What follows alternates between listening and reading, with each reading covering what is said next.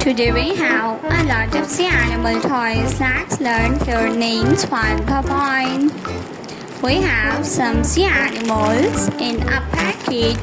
Let's unbox the packet and learn some sea animals' name. Do you want to learn sea animals' name? Let's start. The first point is octopus. Octopus have long legs. The next sea animal is a hammerhead shark. This is a hammerhead shark.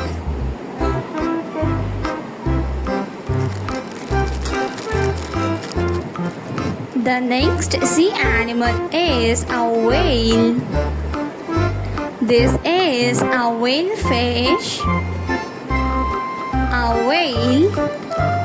The next sea animal is a king crab. This is a king crab. A king crab. The next sea animal is a sea turtle.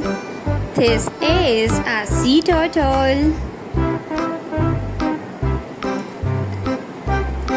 A sea turtle.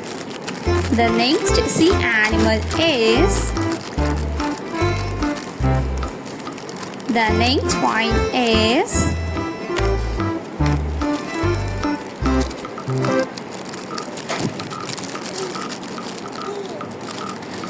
the next sea animal is a sea lion. This is a sea lion. Octopus. A sea turtle.